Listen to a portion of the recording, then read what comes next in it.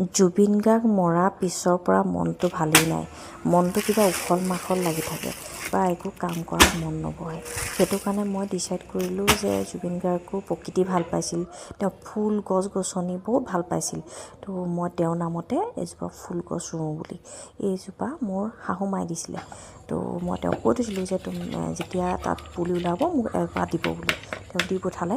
মোৰ ৰোৱাই হোৱা নাছিলে, মানে তেওঁ জুবিন গাৰ্গ ঢুকুৱা আগতে দিছিলে, কিন্তু মন বেয়া কাৰণে মই ৰোৱাই হোৱা নাছিলে। আজি বোলো তেওঁৰ নামতে এই পুলিটো ৰুওঁ। সেইটো কাৰণে বোলো ধুনীয়াকৈ বস্তু চস্তু কেঁচুসাৰ অলপ কিনি আনিলোঁ আৰু মাটি আছিলে টাবত, দুইটা মিলাই মেলি বোলো ধুনীয়াকৈ ৰুই দিওঁ।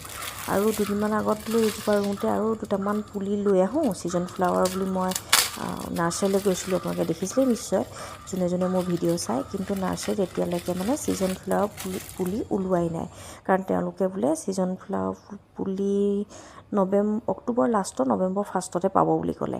আৰু সময়ত মানে আগতেই যদি ছিজন ফ্লাৱাৰটো লগোৱা হয় গোটেই ছমাহ হ'লে মানে ফুলি থাকে।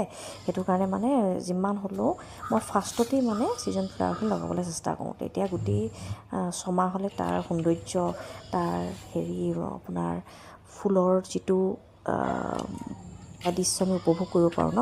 সেইটো কাৰণে মই আগতেই ৰুবলৈ চেষ্টা কৰোঁ। এতিয়া মই ফুলখিনিৰ লগত কেঁচুসাৰখিনি মাটিখিনিৰ লগত কেঁচুসাৰখিনি মিলাই ল'লোঁ। মিলাই পেলাই মানে ফুলখিনি ৰুম। এটা কথা দেই, মানে জুবিন গাৰ্গ আমাৰ কিন্তু অসমৰ বহুত ডাঙৰ গৌৰৱ আছিল, সেইটোতো আমি চবেই স্বীকাৰ কৰোঁ, বা তেওঁক হেৰুৱাই আমি বহুত ডাঙৰ এটা বস্তু হেৰুৱালোঁ, আমি চবেই ৰিয়েলাইজ কৰিছোঁ। কিন্তু নেক্সট টাইম তেনেকুৱা মানুহ যে আমি লাইফত পাম, বা আমাৰ জেনেৰেশ্যনটো নাপায় ন, নেক্সট জেনেৰেশ্যনে আমাৰ সন্তানখিনিয়ে পাব যে, সেইটো মানে এটা ভাবিব নোৱাৰা কথা।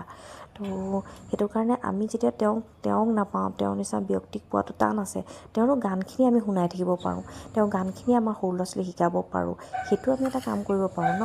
আগতে মই সেইটো কাম কৰা নাছিলোঁ যেতিয়ালৈকে তেওঁ জীয়াই আছিল, বা তেওঁৰ গান শুনো, তেওঁৰ গানটো শুনা হয়েই ন।